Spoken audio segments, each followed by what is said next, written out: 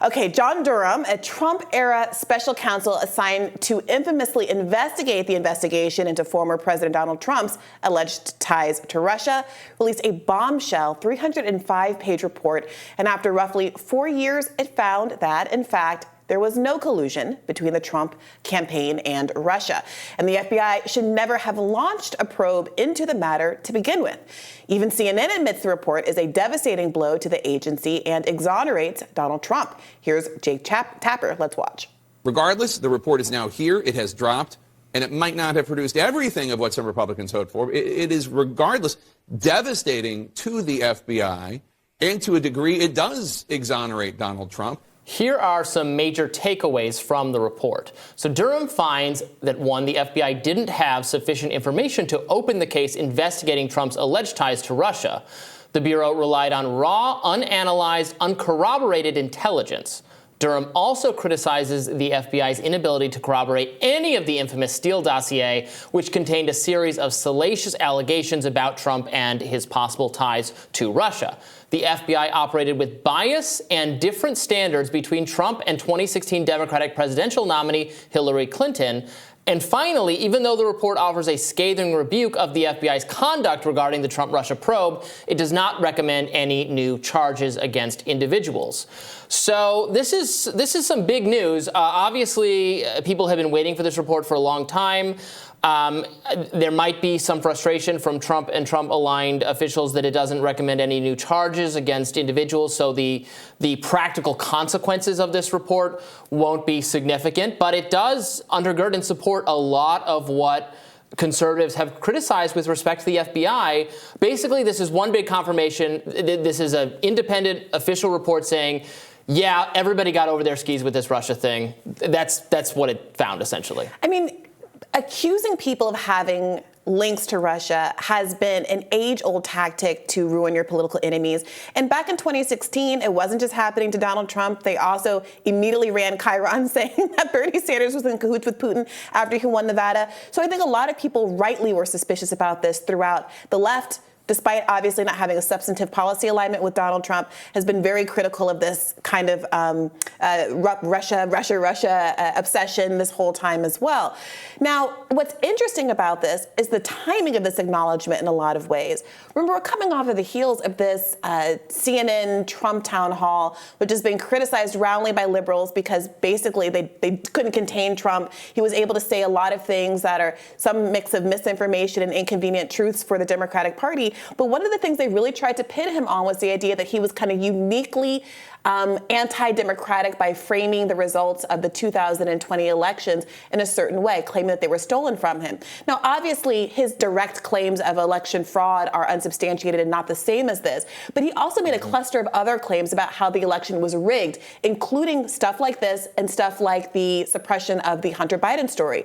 And as this kind of news percolates, I think it does start to, cause a voter to see things in less black and white terms and see Trump as someone who has been victimized by the deep state in ways that are as egregious in some people's minds as what, Democrats are saying Trump is doing about election denialism. 100%. And a moderator who, other than Caitlin Collins, who better understands, and I'm not trying to knock her, I think she did well in some ways, given the format and given what CNN expected, but a moderator who better understood where conservative energy is now, what issues animate them, could have done exactly what you're saying there, could have drawn a difference or tried to get Trump at least to recognize a difference between the ballot box stuffing, true the vote stuff he was bringing up, which doesn't have any legitimacy or evidence supported on its behalf. Right. A difference between that and the FBI investigations and the smearing and the pressure on social media, all of that stuff, which actually has a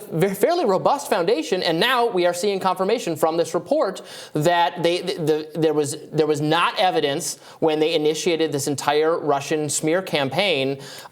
Something that they tried to taint, as you said, not just Trump, but Bernie and others. It's interesting, I think, to transport ourselves back to the 2016, 2017 time period where just a whiff of Russian attachment was this.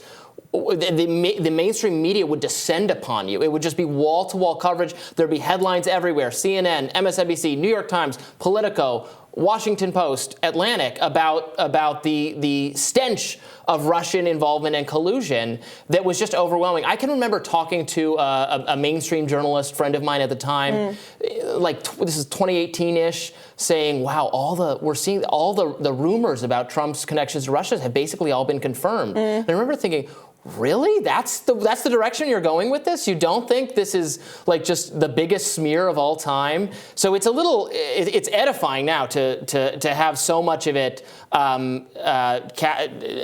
disproven or made to seem less legitimate. And I'm thankful to people like Jake Tapper who, say what you will about him. Yeah. I think is much more willing than other people in mainstream media to concede when his side has had a losing argument. Yeah, absolutely. Absolutely. Now, journalist Aaron Mate tweeted, Durham report underscores that Trump-Russia collusion was a Clinton campaign scam abetted by FBI deception and media stenography. Yet he doesn't touch Russiagate's core allegation, which the Clinton camp also generated and FBI media parroted, alleged Russian hacking of DNC. And Matt Taibbi writes, ex-CIA head John Brennan, re-Mueller report, they found no conspiracy. Brennan on MSNBC, I suspected there was more than there actually was. Years of Trump-Russia hysteria based on suspicion only. It was Mickey Mouse intelligence. A dream is a wish your heart makes. Yeah. Furthermore, House Judiciary Chairman Jim Jordan said they reached out to Special Counsel Durham to testify on Capitol Hill next week. I was looking for, because I came across, I believe it was John Brennan making this claim. He was one of the foremost Russiagate truther type people, saying that, I believe it was him, I'm going to find this quote.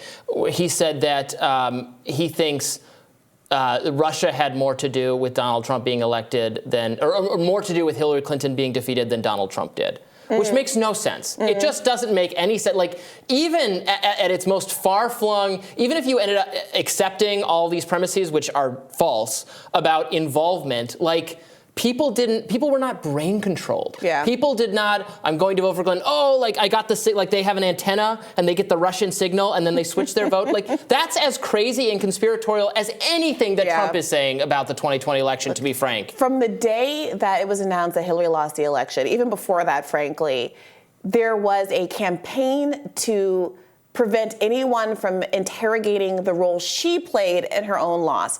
At no point was there any serious national consideration about what it meant for the DNC to rig the race in favor of a historically unpopular candidate. Yes. The choices that she made not to campaign in key states that she ultimately lost. The fact that she kept stepping in it and not making any kind of concessions to the youth vote who were clamoring, excited about this largely before then unknown little senator from Vermont who managed to capture the world by storm precisely because there was this vacuum in Hillary Clinton's own campaign messaging. No interrogation of that was allowed. Instead, all of the explanation for what had happened to Hillary Clinton was funneled into this Russia bucket. And it provided cover for her and the failures of her own administration, especially as kind of the Clinton blob continued to control so much of the Democratic Party going forward. It felt like they were unwilling to be vulnerable to any kind of critique. And now, all of these years later, it seems like they have still not learned their lesson, and they're repeating many of the same things with respect to Joe Biden. And I'll just add that the existing media infrastructure of cable news, television, entertainment, of which Trump was an integral part for years and years and years, made into a celebrity by Jeff Zucker, the very person who had come to run CNN during the resistance time period. That's what gave Trump his power, his persuasiveness, his introduction to the American people as a deal maker and a celebrity statesman type person. That was done by the infrastructure we already have, not uniquely done by social media, given Russian interference. That was something they came up with, the existing media infrastructure, to excuse their own complicity in the whole thing. Yep. Putin's not quite as powerful as some people at CNN like to believe he is. No, not indeed. Well, we're going to keep talking about this later in the show. More Rising right after this.